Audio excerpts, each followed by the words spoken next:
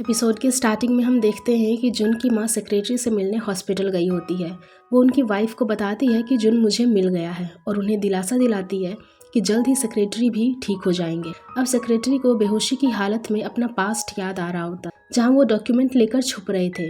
लेकिन नामदू जैसी शक्ल वाला एक आदमी उनके पास आ जाता है और वो उसे देखकर घबरा जाते हैं। उधर नामदू एक्वेरियम गया होता है और वहाँ के ऑनर से पूछ रहा होता है कि एक असली जलपरी की क्या कीमत होगी। वो कहता है कि असली जलपरी की कीमत करोड़ों में होती है। तभी हमें पता चलता है कि नामदू को अपने पास्ट की थोड़ी थोड़ी बातें याद आ चुकी थी और वो शिमचोंग के रूम में जाकर पॉट में भरे मोतियों को भी देखता है और जुन और शिमचोंग की बातें भी सुन लेता है। अब शिमचोंग ने घर पर अपनी फ्रेंड यूना और बेगर को बुलाया होता है। वो उन दोनों से लास्ट बार मिलना चाहती थी क्योंकि अब वो यहाँ से जाने वाली होती है। वो यूना से कहती है कि तुम मेरी बड़ी बहन जैसी हो और बेगर से कहती है कि तुम मेरी टीचर जैसी हो, तुमने मुझे बहुत कुछ सिखाया है। फिर वो उन दोनों के गले लग जाती है। आगे चाशिया जुन को कॉल करके एक कैफे में मिलने बुलाती है। फिर वो उसे कहती है कि मैं जानती हूँ तुम्हारे दिल में कोई और है, लेकिन मैं तुम्हें पसंद करती हूँ, और उससे अपनी फीलिंग्स कन्फेस कर देती है। फिर वो ये भी कहती है कि शिमचोंग तुम्हारे लिए सीरियस नहीं है और उसके जाने तक मैं तुम्हारा वेट करूंगी। तब जुन कहता है कि मत करो मेरा वेट, शिमचोंग मेरे साथ है और हमेशा मेरे साथ ही रहेगी, और अगर वो मुझे छोड़कर चली भी गई तो मैं उसके पीछे चला जाऊंगा। फिर जुन उसे सॉरी कहकर वहाँ से चला जाता है। अब घर जाते टाइम जुन को ह्यून मिलता है। वो उससे पूछता है कि तुम मेरे घर में क्यों घुसे थे, वो भी चोरों की तरह। ये सुनकर जुन को गुस्सा आ जाता है और उन दोनों के बीच में हाथापाई हो जाती है। फिर ह्यून कहता है तुम डैड से मिलने आए थे या कोई और मकसद था? डैड तो वैसे भी तुम चोर की शक्ल तक नहीं देखना चाहते। जुन कहता है कि डैड की ये हालत तुम्हारी माँ की वजह से हुई है और अब मैं सब कुछ जान गया हूँ। अगर मेरे डैड को कुछ भी हुआ तो मैं तुम्हें और तुम्हारी माँ को मार डालूंगा। अब जुन के जाते टाइम ह्यून कहता है कि शिमचोंग को तुमने ही मेरे पास भेजा था ना, ताकि मेरा ध्यान भटका सके और तुम मेरे घर में घुस जाओ। क्या इसी तरह तुम अपनों की हिफाजत करते हो? आगे जुन जब घर आता है तो उसे अभी भी शिमचोंग के रूम से गाने की आवाज़ आ रही होती है। वो उसके पास जाता है और उससे पूछता है कि क्या सोच रही हो तुम? तब शिमचोंग उसे सच बता देती है कि तुमने मुझसे झूठ कहा था, वो स्टोरी हमारी ही थी और हम दोनों की हैप्पी एंडिंग नहीं हुई थी, मेरी वजह से तुम्हारी मौत हो गई थी। अब जुन पूछता है तुम्हें ये सब कैसे पता चला? वो बताती है कि तुम जब अपने डैड से मिलने गए थे मैं ह्यून के साथ थी और उसके जाने के बाद तेयंग वहाँ आ गया था, और जब मैंने उसका हाथ पकड़ा और उसकी याददाश्त मिटाई तो मुझे अपने पास्ट की सारी बातें याद आ गई। फिर वो जुन से कहती है क्या फिर से ये सब दोहराया जाएगा? जुन कहता है कि नहीं, मैं ऐसा कुछ भी नहीं होने दूंगा। अब उन दोनों को अपने पास्ट की बातें याद आती है कि वो कैसे एक दूसरे से मिले थे और साथ रहने लग गए थे। अब जुन कहता है कि मुझे इस बात का कोई दुख और अफसोस नहीं है, तुम मेरे पास आई।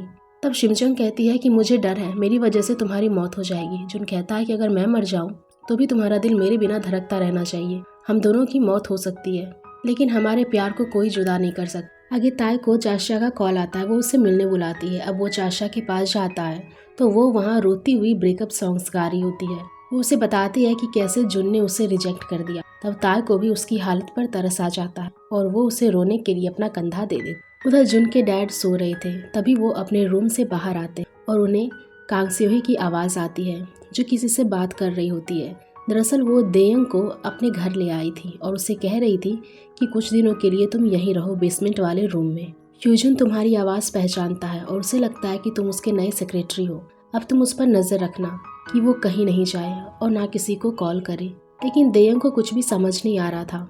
कांगसेही कहती है कि तुम्हें आखिर हो क्या गया है, हम अब अपनी जीत के बहुत करीब हैं। अब उन दोनों की ये सारी बातें जुन के डैड सुन लेते हैं। वो वहाँ से जाने लगते हैं, तभी उनका पाँव सीढ़ियों से टकरा जाता है और आवाज़ आ जाती है। वो सोफे के पीछे जाकर छुप जाते हैं। लेकिन कांगसेही जब वहाँ आती है तो उसे ह्यूजन का चेहरा कांच में दिखाई दे देता है। अब बाहर पुलिस वाले भी सारी बातें सुन रहे हो। फिर पुलिस वाले जुन के घर जाकर उन्हें ये रिकॉर्डिंग सुनाते। उन्हें पता नहीं चल रहा होता कि आखिर कांगसेही किससे बात कर रही थी।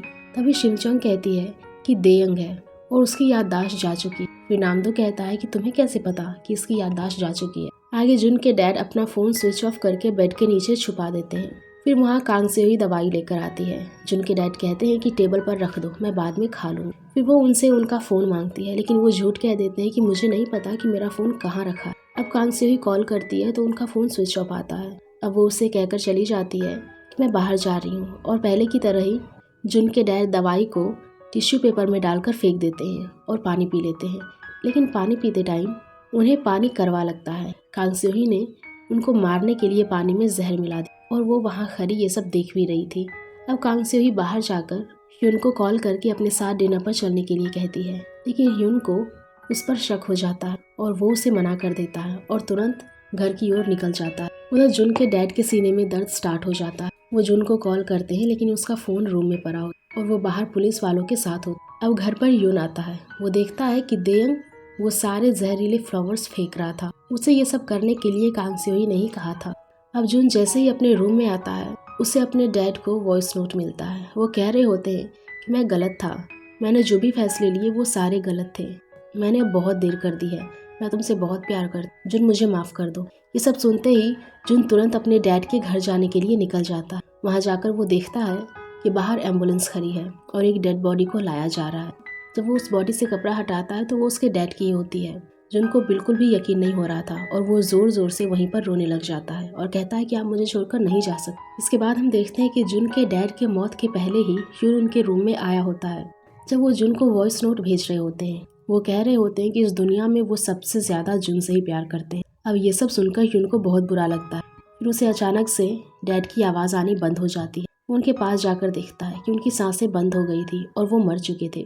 फिर वो डरकर वहाँ से जाने लगता है। तभी उसे टेबल पर एक ग्लास दिखता है जिसमें जहर मिला होता है। उसे पता चलता है कि ये काम उसकी मॉम ने किया था, इसलिए वो उन्हें बचाने के लिए ग्लास में से सारा जहर धो देता है और अच्छे से ग्लास को धोकर रख देता है। अब ह्यून खुद ही पुलिस को फ़ोन करके बुलाता है और उनके साथ फॉरेंसिक रिपोर्ट वाली टीम भी आती है।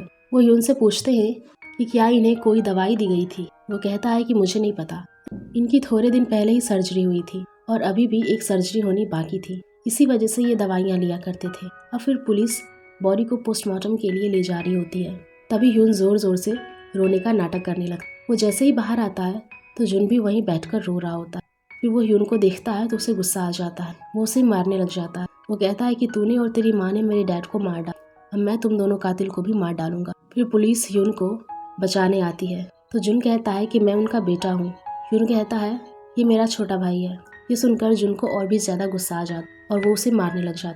फिर वहाँ जुन का पुलिस ऑफिसर आ जाता है और उसे कहता है कि खुद को संभालो और तुरंत अभी हॉस्पिटल जाओ। अब घर पर शिनचोंग जुन के लिए बहुत परेशान हो रही होती क्योंकि वो बिना कुछ कहे ही घर से चला गया था। फिर वहाँ नामदू आता है और वो उसे पूछता है कि तुम्हें कैसे पता चला कि देयंग की याददाश्त जा चुकी है। वो कहती है कि तुम्हें क्यों जानना है। तभी नामदू कहता है कि मुझे तुम्हारे बारे में जानना है कि आखिर तुम हो कौन शिनचोंग।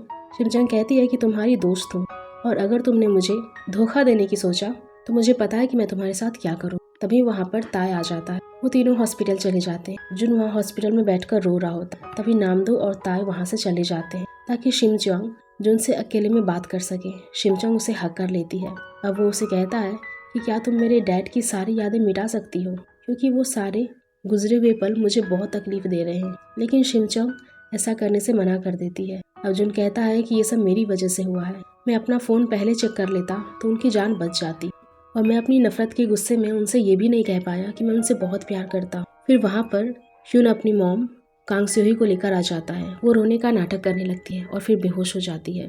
तभी नामदो कहता है कि इसे तो एक्टर होना चाहिए था।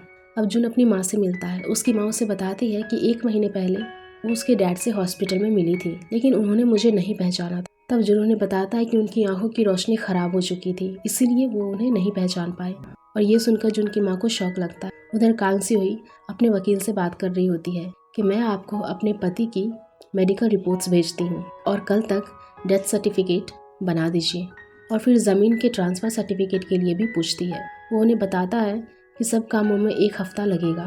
तभी वो जल्द से जल्द काम करवाने के लिए कहती। अब वहाँ पर ह्यून आ जाता है। वो अपनी माँ से पूछता है कि क्या ये सब आपने किया है, मुझे सच बता दीजिए ताकि मैं आपकी हेल्प कर सकूं। कांग सेओई कह देती है कि हाँ, ये सब मैंने ही किया है। आगे सेक्रेटरी को फिर से अपने पास्ट की बातें याद आ रही होती है कि गांव के मुखिया ने एक नया सिपाही रखा होता है जिसकी शक्ल नामदो से मिलती थी और अब वो उसे कह रहे होते हैं कि आज से तुम मेरे बेटे की हिफाजत करोगे, क्योंकि बहुत से लोग इसे जान से मारने की कोशिश में लगे हैं और उसके बेटे की शक्ल बिल्कुल ह्यून जैसी होती है। अब हमें फिर से प्रेजेंट सीन दिखाया जाता है जहाँ पर नामदो और ह्यून एक साथ होते हैं। अब ह्यून नामदो से कहता है कि तुम जुन के साथ मिलकर फ्रॉड का काम करते हो, तुम तो किसी को भी नहीं छोड़ते, ऑलराउंडर हो तुम, मैं तुम्हें भी जेल भेज सकता हूँ। अब जेल का नाम सुनते ही नामदो थोड़ा डर जाता है। वो ह्यून से कहता है कि मैं उसी का हूँ जिसके पास पैसे होते हैं और थोड़े दिन बाद तुम्हें तुम्हारी डैड की प्रॉपर्टी मिल जाएगी और तुम्हारा साथ देने के लिए मेरे पास वजह है।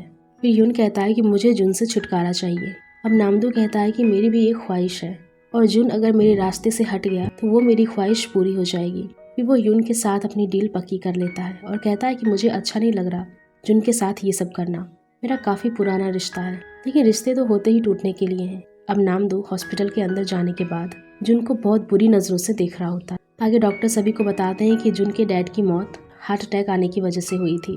ये सुनकर जुन को विश्वास नहीं होता, इसलिए वो पोस्टमार्टम करने के लिए कहता है। तब कांग सेही कहती है कि ये क्या बोल रहे हो, पागल हो गए हो क्या। इस पर जुन कहता है कि क्यों डर गए आप। अब कांग सेही फिर से अपना ड्रामा शुरू कर देती है। वो कहती है कि मैं नहीं चाहती उनकी लाश के साथ कुछ करा जाए, तुम्हें पैसे चाहिए क्या, सब कुछ ले लो तुम, लेकिन ऐसा मत करो। और वो रोने लग जाती है। अब यून कहता है कि मैं घर का बड़ा बेटा हूँ और जुन तो 10 साल पहले ही घर छोड़कर भाग गया था, इसीलिए मैं भी नहीं चाहता कि मेरे डैड का पोस्टमार्टम हो। आगे जुन का पुलिस ऑफिसर कांग सेही के घर पर तलाशी लेने आ जाता है। वो कांग सेही से पूछता है, क्या तुम कांग जियोंग को जानती हो, तुम्हारी जुड़वा बहन थी ना। और फिर उसे बचपन का फोटो भी दिखाती। अब कांग सेही कुछ नहीं कहती। तभी वो पुलिस ऑफिसर कहता है कि कहीं ये तुम ही तो नहीं हो। अब फिर पुलिस को कांग सेही के घर से कोई भी सबूत नहीं मिलता। फिर कांग सेही ने अपने घर पर फ्यूनरल रखा होता है। वहाँ पर जुन की माँ और जिंजू भी आती है। उसकी माँ को देखकर कांग सेही कहती है कि तुम यहाँ क्या कर रही हो। वो कहती है कि मुझे तो यहाँ आना ही था, आखिर मैं उनकी पत्नी थी। और फिर जुन की माँ उनकी तस्वीर पर फूल चढ़ाकर कहती है कि बहुत सी बातें अनकही ही रह गई, आपको माफ़ ना करने की बहुत सी वजह है, लेकिन आपकी मौत का गम भी बहुत ज़्यादा है जो हमेशा रहेगा, और आपने जो भी मेरे साथ किया उसके लिए मैं आपको माफ़ करती हूँ। अब इसके बाद हम देखते हैं कि कांग सेही जुन की माँ से अकेले में मिलती है। वो उनसे कहती है कि तुम दोनों माँ बेटे ने पिछले 10 सालों से अपनी शक्ल नहीं दिखाई और अब पैसों के लिए यहाँ आ गए हो। अगर तुम अपना मुंह बंद रखती तो शायद मैं तुम्हें कुछ दे भी देती, लेकिन अब फूटी कौड़ी भी मैं तुम्हें नहीं दूंगी। ये सुनकर जुन की माँ को गुस्सा आ जाता है और वो उसे थप्पड़ मार देती है और कहती है कि तुम एक चोर हो और चोर कभी भी मालिक नहीं बन सकता। फिर कांग सेही भी जुन की माँ को थप्पड़ मारने वाली होती है। तभी शिमचोंग आकर उसका हाथ पकड़ लेती है। अब शिमचोंग कांग सेही का हाथ पकड़ी होती है और उसे सब पास्ट पता चल जाता है कि कैसे उसने जुन के डैड की दवाई बदली थी और पानी के गिलास में जहर मिला दिया था और बेसमेंट वाले रूम में उसने सारी जहरीली दवाइयों का स्टॉक रखा है। और फिर उसे देयंग का चेहरा भी नजर आता है। आगे कांग सेही को कुछ भी पता नहीं चलता कि शिमचोंग ने उसके साथ क्या करा है। शिमचोंग उसे कहती है, जो भी तुमने गुनाह करे हैं वो सब तुम्हें अपनी आखिरी सांस तक याद रखने होंगे। उधर जुन बहुत दुखी होता है क्योंकि उसे कोई भी सबूत नहीं मिल पाया आखिर उसके डैड की मौत किस वजह से हुई। तभी वहाँ नामदो आता है। वो उसे पोस्टमार्टम करवाने के लिए मना कर देता। फिर वहाँ शिमचोंग आती है और उसे सब सच बता देती है कि उसने क्या देखा। अब जब वो दोनों कार से जा रहे होते हैं तो शिमचोंग जुन से कहती है कि मैं हमेशा तुम्हारी हिफाजत करूंगी और हमेशा तुम्हें खुश रखूंगी। आगे शिमचोंग पुलिस ऑफिसर और जुन को लेकर उस बेसमेंट वाले रूम में लेकर जाती है जहाँ कांग सेही ने सारी जहरीली दवाइयाँ छुपा रखी थी। वहाँ दीवार पर जलपरी भी बनी हुई। शिमचोंग कहती है कि देयंग ने बनाई है ये। अब पुलिस कांग सेही के पास उसे अरेस्ट करने के लिए आती और कहती है ये एक मर्डर केस है। अब यून कहता है कि आप बिना वारंट के अरेस्ट नहीं कर सकते। तब पुलिस कहती है कि वारंट की जरूरत नहीं है, सबूत इन्होंने खुद अपने घर में छुपा रखे। फिर पुलिस सबके सामने कांग सेही को अरेस्ट करके वहाँ से चली जाती है। इससे कांग सेही की बहुत बेइज्जती होती। अब जुन को थोड़ा सुकून मिलता है, वो अपने डैड की तस्वीर को देख रहा हो। फिर वहाँ फ्यूनरल में चाशा आती है और उसे ताय मिलता है। वो उसे बाहर लेकर जाता है और सब बताता है। चाशा कहती है कि जुन कितना दुखी होगा, उसे अभी तो अपनी माँ मिली थी और अब उसके साथ ये सब हो गया। अब ताय चाशा को बस में घर छोड़ने जाता है। वहाँ बस में कुछ लड़कियाँ बहुत शोर कर रही होती है। ये चाशा को पसंद नहीं आता। तभी ताय अपने हेडफोन्स उसके कान में लगा देता है और उसके कंधे पर अपना सर रखकर सो जाता है। ये चाशा उसे देखकर कहती है ये तो लड़कियों से भी ज्यादा प्यारा है और इसे तो देखते रहने का मन कर रहा है। अब चाशा का स्टॉपेज आ जाता है, लेकिन वो बस से उतरती नहीं है। आगे जुन और शिमचोंग दोनों घर जाते। वो जुन को बताती है कि जब मैं देयंग की याददाश्त मिटा रही थी मुझे किसी और का भी चेहरा दिखा। देयंग ने हमें नहीं मारा था और उस कातिल को हम दोनों जानते। उधर कांग सेही के पास उसका वकील आता है और उसे कहता है कि उन्होंने आपको बिना वारंट के पकड़ा है, इसीलिए आपको 48 घंटे तक चुप रहना हो। वो कोई भी सवाल जवाब करे, आपको कुछ भी बोलने की जरूरत नहीं है और 48 घंटे होते ही वो आपको रिहा कर देंगे। फिर पुलिस कांग सेही से पूछताछ करती है तो वो यही जवाब देती है कि मुझे कुछ भी नहीं पता, मेरा सर दर्द हो रहा है और भरपेट खाना खा रही होती है। अब पुलिस ऑफिसर जुन को बताता है कि वो अपना जुर्म कबूल नहीं कर रही, कि उसे डर है उसकी सारी प्रॉपर्टी चली जाएगी। और फिर जुन पुलिस स्टेशन से बाहर आता है तो नामदू उस पर नजर रख रहा होता है। वो कॉल करके जुन को बताता है कि अभी अभी जुन बाहर आया है, तुम्हारी माँ 6 बजे तक रिहा हो जाएगी।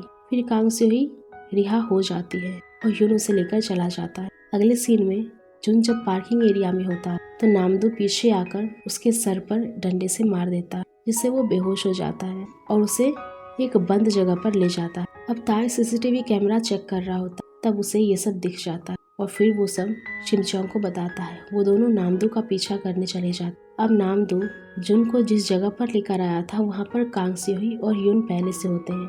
फिर वो उसके हाथ पैर वहाँ पर बांध देता है। जुन नामदू से कहता है कि मैंने तुम्हें अपना दोस्त माना, लेकिन तुम तो धोखेबाज निकले। नामदू कहता है ये सब तुम्हारी गलती है, तुम एक लड़की के पीछे पड़ गए और मेरे साथ काम करना बंद कर दिया। मैं ये सब पैसे के लिए कर रहा हूँ। फिर नामदू उसे सुसाइड नोट दिखाता है और कहता है कि हम ये तुम्हारे कमरे में रख देंगे, जिससे ये साबित हो जाएगा कि तुम्हारे डैड को तुमने मारा। और फिर वो उसे उसी जहर का इंजेक्शन लगा देता है जिस जहर से जिनके डैड की मौत हुई थी। अब युन कहता है कि सुसाइड नोट में यही लिखा है, तुम्हारे डैड ने तुम्हें प्रॉपर्टी का कुछ भी नहीं दिया, इसीलिए तुमने उनकी जान ले ली और तुम्हें हमारे घर का कोना कोना पता था, इसीलिए तुमने ही बेसमेंट में सबूत रख दिए थे। अब कांग स्योही उन दोनों से कहती है कि मुझे जुन से अकेले में बात करनी है। अब उन दोनों के जाने के बाद जुन कहता है कि तुम अपने पति के साथ ऐसा कैसे कर सकती हो, उन्होंने तो मुझसे भी ज्यादा तुमसे प्यार करा था। फिर कांग स्योही कहती है कि मैं उसके साथ 17 साल तक थी, लेकिन उन्होंने अपनी सारी प्रॉपर्टी तुम्हारे नाम करने की सोची, इसलिए मैंने उन्हें मार दिया। और वैसे भी मैं उन्हें रोज खाने में थोड़ा थोड़ा करके जहर दिया करती। अब जुन उसे पूछता है कि तुमने अपने एक्स हस्बैंड को भी इसी तरह मारा था ना। कांग स्योही कहती है कि हाँ, और अभी तक ये बात कोई नहीं जान पाया है और ना आगे किसी को पता चल पाएगा। ये सुनकर जुन जोर जोर से हंसने लगता है और तभी वहाँ छुपी सारी पुलिस बाहर आ जाती है और जुन ने उसकी सारी बातें रिकॉर्ड कर ली थी। दरअसल ये सारा प्लान नामदू का होता है। उसने पहले ही जुन को सब कुछ बता दिया था कि युन ने उसे ऑफर दिया है अपने साथ काम करने को और तुम्हें मारने को। अब जुन नामदू से कहता है कि उसके पास तो अब बहुत सारे पैसे हैं, ये प्लान अब तुम मुझे क्यों बता रहे हो, उसके साथ ही काम कर लो। लेकिन नामदू कहता है कि मेरे लिए 3 चीजें बहुत जरूरी है, पहला पैसा, दूसरा बहुत सारा पैसा और तीसरा इज्जत। और वो युन तो मुझसे बहुत बदतमीजी से बात कर रहा था, इसलिए मैंने भी उसका ऑफर एक्सेप्ट कर लिया। अब जुन और नामदू दोनों ने पुलिस का साथ लेकर ये सब प्लान करा था, जिससे युन और कांग स्योही की सच्चाई सबके सामने आ जाए। उस टाइम नामदू जुन के सर पर प्लास्टिक के पाइप से मारा था और उसके सर पर वो खून भी नकली था। आगे पुलिस उन दोनों को पकड़कर ले जा रही होती, तब युन नामदू को जुन के साथ देखता और उसे पता चल जाता है कि नामदू ने उसे धोखा दिया। अब युन को गुस्सा आ जाता है, वो पुलिस से गन लेकर जुन को गोली मारने वाला होता है। शिमचोंग को भी पास्ट याद आता है कि उन दोनों को युन नहीं मारा था। तभी शिमचोंग उसे बचाने के लिए बीच में आ जाती है और वो गोली उसे लग जाती है। अब हम देखते हैं कि जुन को लगने वाली गोली शिमचोंग ने खा ली थी। अब वो बेहोशी की हालत में कह रही थी कि मुझे पता था तुम मेरी हिफाजत करोगे, लेकिन इस बार तकदीर बदल गई, मैंने तुम्हें बचा लिया। अब जुन शिमचोंग को हॉस्पिटल लेकर जा रहा हो और रोकर उसे कह रहा होता है कि मत जाओ तुम, मुझे तुम्हारी जरूरत है। आगे टीवी में सब जगह दिखाया जा रहा था कि यू चेयरमैन की पत्नी ने उसे जहर देकर मार डाला। अब उसे और उसके बेटे युन दोनों को ही अरेस्ट कर लिया गया है। उन लोगों ने चेयरमैन के सगे बेटे जुन को किडनैप कर रखा और उस दौरान उसकी गर्लफ्रेंड को गोली लग गई थी। ये न्यूज़ जिंजो और जुन की माँ भी देख रही होती है, जिससे वो बहुत टेंशन में आ जाती है। उधर हम देखते हैं कि जब पुलिस युन को स्टेशन लेकर जा रही होती है, वो एक जगह रास्ते पर वॉशरूम जाता है और वहाँ जाकर खुद ही जहर पी लेता है, क्योंकि उसे लग रहा था कि अब सब कुछ खत्म हो चुका और वो हार गया है। दरअसल जुन को मारने के लिए उसने नामदू को जो जहर दिए थे, नामदू ने एक ही लिया था और एक वापस युन को दे दिया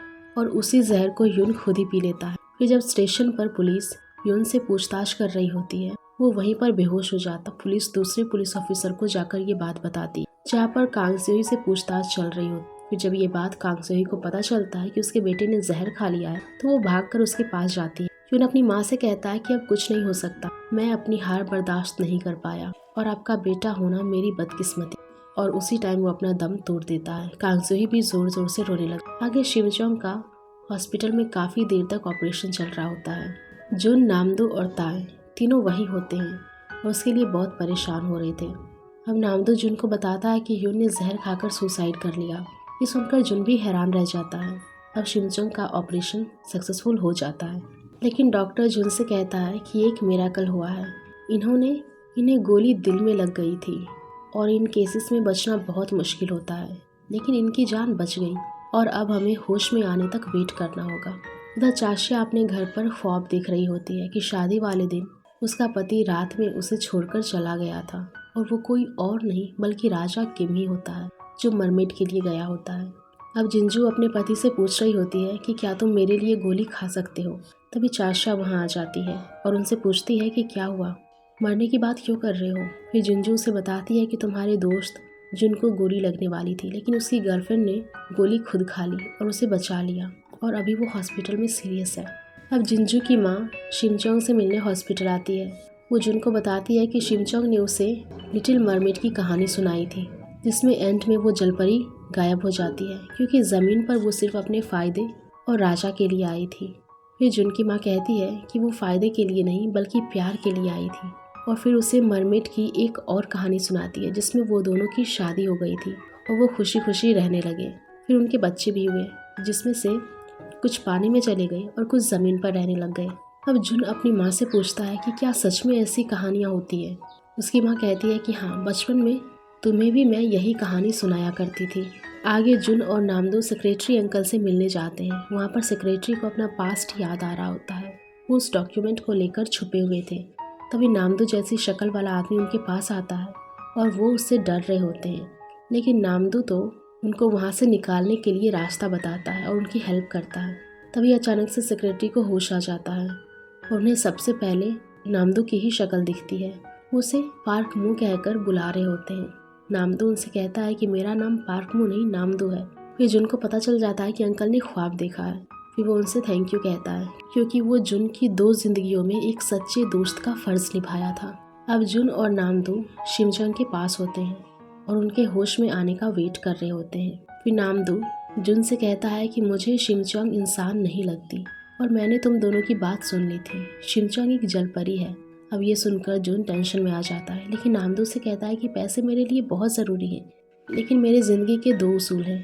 पहला, अपने दुश्मन को कभी माफ़ ना करना और दूसरा, किसी के एहसान का कर्ज चुकाना। शिमचोंग का मुझ पर कोई एहसान नहीं है, लेकिन जुन तुम पर है। उसने तुम्हारे लिए गोली खा ली और मेरे दोस्त जुन को बचा लिया। इतनी ही देर में उन्हें शिमचोंग की आवाज़ आती है, जुन सिर्फ मेरा है, और उसे होश आ जाता है। वो दोनों शिमचोंग के लिए बहुत खुश होते हैं। अब जुन उसे कहता है कि तुम्हें कुछ हो जाता तो मैं भी जिंदा नहीं रह पाता। तब शिमचोंग कहती है कि तुम किसी लड़की के पास चले जाते। वो कहता है कि बिल्कुल भी नहीं, मैं सिर्फ तुमसे प्यार करता हूँ। उधर कांगसुई को पुलिस कस्टडी में ले जा रही होती है। सभी लोगों को ये बात पता चल चुकी थी और वहाँ बहुत भीड़ इकट्ठी हो जाती है। सारी मीडिया वहाँ आ जाती है और जुन की माँ भी वहाँ होती है। उसे देखकर कांगसुई कहती है कि तुम्हें क्या लगा, तुम जीत गई, लेकिन खेल अभी ख़त्म नहीं हुआ है। जो हाल मेरे बेटे का हुआ वही हाल मैं तुम सबका करूँगी। अब यही न्यूज़ देयंग भी टीवी पर देख रहा होता है, लेकिन उसे कुछ भी याद नहीं आ रहा था।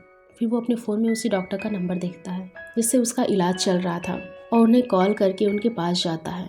अब यही बात डॉक्टर जुन को कॉल करके बताते हैं कि देयंग उनसे मिलने आ रहा है।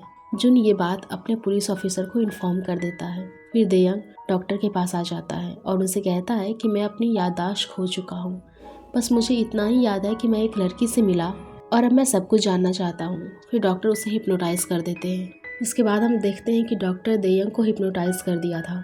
अब उसे अपने पास्ट का सब कुछ याद आ रहा था कि वो गांव का मुखिया था। वो अपनी पत्नी यानी कांगसुई के साथ एक शख्स से मिला था जिसकी शक्ल बिल्कुल सेक्रेटरी की जैसी होती है।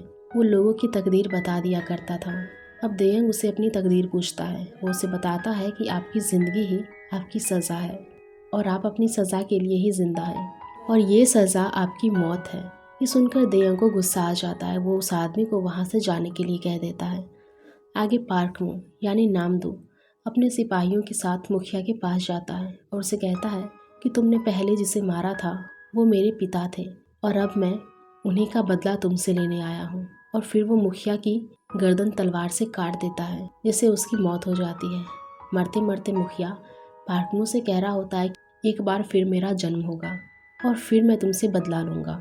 अब पार्क मू मुखिया की पत्नी को भी जहर पिला देता है, जिससे उसकी भी मौत हो जाती है। फिर अब देयंग को होश आ जाता है। वो डॉक्टर से कहता है कि तुम मेरे दोनों जिंदगियों के बारे में जानते थे और मैंने तुम्हें अपनी पिछली ज़िंदगी में देखा है, लेकिन तुमने मुझे कुछ भी नहीं बताया।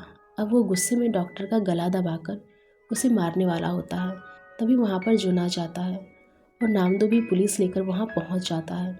अब पुलिस देयंग को ले जा रही होती है। तब वो नामदो को घूर कर देख रहा था। नामदो कहता है कि आखिर मेरी तुमसे कौन सी दुश्मनी है।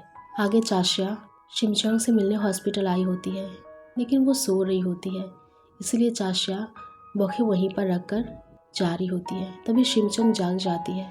वो चाशा से कहती है कि मुझे उम्मीद नहीं थी कि तुम मुझसे मिलने आओगी। चाशा कहती है कि मैं तो बस ऐसे ही तुमसे मिलने आई हूँ, बाकी मैं तुमसे नफरत करती हूँ। फिर शिमचोंग कहती है मैं तो तुमसे नफरत नहीं करती हूँ। अब चाशा कहती है कि तुमने तो मुझसे मेरे जुन को ही छीन लिया है। तब शिमचोंग कहती है कि फिक्र मत करो, तुम्हें भी बहुत जल्द तुम्हारा प्यार मिल जाएगा। फिर चाशा कहती है कि ये सब क्यों कह रही हो, ताकि मैं जुन से दूर रहूं, वैसे भी मुझे शौक नहीं है उसके पास जाने का। ये चाशा शिमचोंग को टेक केयर बोलकर वहाँ से चली जाती है। और चाशा जब अपने घर जा रही होती है तो रास्ते में स्नोफॉल होने लगता है और तभी ताई वहाँ आ जाता है और चाशा को घर छोड़ने जाता है। ये चाशा ज़बरदस्ती ताई का फ़ोन लेकर अपना पिक खींचने लग जाती है और ताई से कहती है चुपचाप से छुप छुप कर मेरी पिक लेने की क्या ज़रूरत थी। अब वो उसकी गैलरी चेक करने लगती है, जिसमें उसे सारे शिमचोंग के ही पिक मिलते हैं। चाशा कहती है कि तो तुम्हारी भी पसंद शिमचोंग ही है, तुमने मुझे पहले क्यों नहीं बताया। मैं तो तुम्हारा प्रपोजल एक्सेप्ट करने वाली थी। और फिर गुस्सा होकर वहाँ से चली जाती है। फिर जाते टाइम एक आदमी उसका पीछा करने लग जाता है, जिससे चाशिया डर कर भागने लगती है। तभी वहाँ पर ताया आ जाता है और वो उस आदमी को बहुत मारता है। अब चाशिया रो रही होती है। फिर ताया उसके पास जाकर उसे हक कर लेता है और कहता है कि मुझे माफ़ कर देना, और फिर उसे किस कर देता है। आगे हॉस्पिटल में सभी स्टाफ यही डिस्कस कर रहे होते हैं कि आखिर शिमचोंग इतनी जल्दी रिकवर कैसे हो गई, और यही बात ये सभी अपने कॉन्फ्रेंस में भी बताने जा रहे होते हैं। जुन उनकी बातें सुन लेता है और उसे डर लगता है कि कहीं शिमचोंग की असलियत सबके सामने ना आ जाए, इसलिए वो अपनी टेक्निक से डॉक्टर बनकर शिमचोंग के सारे रिकॉर्ड्स कंप्यूटर से डिलीट कर देता है और फिर शिमचोंग को भी घर ले जाता है और हॉस्पिटल में उसके बेड पर सारे पैसे भी रख देता है। अब घर आने के बाद जुन शिमचोंग से कहता है कि क्यों ना हम अब एक ही रूम में सोएं, लेकिन शिमचोंग मना कर देती है और वो नहीं चाहती थी कि जुन को पता चले कि उसे अभी भी अपने दिल में गोली की वजह से दर्द हो रहा है। आगे जिंजू जुन की माँ को उसके घर तक छोड़ने आती है, लेकिन जुन की माँ उसे घर के अंदर इनवाइट नहीं करती और फिर जिंजू वापस अपने घर चली जाती है। घर पर उसका पति उसे कहता है कि जुन की माँ अपने शूज़ यहीं भूल गई है, और अब इस बहाने जिंजू और उसका पति दोनों फिर से जुन के घर जाते हैं। अब घर पर आने के बाद जिंजू जुन की माँ से कहती है कि आपका बेटा जुन नहीं दिख रहा, और तभी जुन, शिमचोंग और नामदू तीनों वहाँ पर आ जाते हैं। उन तीनों को देखकर जिंजू और उसके पति को याद आ जाता है ये लोग उनके घर आए थे। तभी शिमचोंग उन दोनों को अपने साथ कमरे में ये कह कर ले जाती है कि उसे कोई ज़रूरी काम है। दरअसल वो उन दोनों की याददाश्त मिटाती है, जिससे कि जुन की माँ को कुछ भी पता नहीं चलता। फिर जिंजू जुन को देखकर उसकी माँ से कहती है कि आपका बेटा तो सच में बहुत सुंदर है। आगे नामदू, शिमचोंग और जुन तीनों बातचीत कर रहे होते हैं। नामदू कहता है कि शिमचोंग तुम तो सच में लोगों की याददाश्त मिटा सकती हो, और तुमने मेरी और जुन की भी याददाश्त मिटा दी थी। क्यों ना हम दोनों साथ में बिजनेस करें और खूब सारे पैसे कमाएं। लेकिन शिमचोंग मना कर देती है और कहती है कि मुझे जुन के लिए टाइम नहीं मिलेगा। अब नामदू से कहता है कि मैं तो सच में तुम्हें लाइक करने लगा हूँ, तुम एक सुपर वुमेन हो। उसे हक करने वाला होता है, लेकिन जुन बीच में आकर उसे हटा देता है। तभी अचानक से शिमचोंग के दिल में दर्द होने लगता है। जुन उसके लिए परेशान हो जाता है। नामदू कहता है कि कहीं हॉस्पिटल से जल्दी डिस्चार्ज करने की वजह से तो नहीं हो रहा। अब जुन को पता चल गया था कि शिमचोंग की तबीयत सही नहीं है। फिर मॉर्निंग में जुन उसके लिए ब्रेकफास्ट बनाकर ला रहा होता है। तभी शिमचोंग उससे पूछती है कि सभी लोग कहाँ गए। जुन कहता है कि मैंने सबको बाहर भेज दिया ताकि हम दोनों अकेले में टाइम स्पेंड कर सकें। वो उसे तैयार होकर आने को कहता है। अब वो दोनों मिलते हैं। जुन उसे कहता है कि ऑपरेशन के बाद से तुम्हारी तबीयत ठीक नहीं है, क्या तुम मरने वाली हो या कोई और रास्ता भी है, मुझे बताओ, मैं क्या करूँ तुम्हारे लिए। फिर जुन उसे उसका वो ग्रीन ब्रेसलेट पहना देता है और कहता है कि तुम समंदर वापस चली जाओगी तो तुम्हारी जान बच जाएगी, और उसे एक वादा करने को कहता है कि तुम मेरी याददाश्त नहीं मिटाओगी, क्योंकि तुम्हारे यादों के सहारे मैं जीना चाहता हूँ। अब शिमचोंग कहती है कि क्या तुम ये दर्द सह पाओगी, शायद मैं फिर कभी लौट कर ना आ पाऊँ। और क्या पता मेरी मौत हो जाए। फिर जुन कहता है कि अगर तुम कभी वापस नहीं आई तो मेरा फिर से जन्म होगा और तुम्हें फिर प्यार करूँगा, और अगर हम एक दूसरे को याद रखेंगे तो हमारी फिर से एक हो जाने की उम्मीद रहेगी। अब जुन शिमचोंग को फैसला करने को कहता है कि उसे याददाश्त मिटानी है या नहीं। शिमचोंग कहती है कि मैंने फ़ैसला कर लिया, और अब उसे किस कर देती है, और इसी के साथ ये सीरीज़ यहीं पर ख़त्म हो जाता है। सो गाइज़, अगर आप लोगों को ये सीरीज़ पसंद आई होगी तो प्लीज़ वीडियो को लाइक कीजिएगा, शेयर कीजिएगा, और ऐसे ही और भी ड्रामा के लिए हमारे चैनल को ज़रूर सब्सक्राइब कर लेना। Thank you.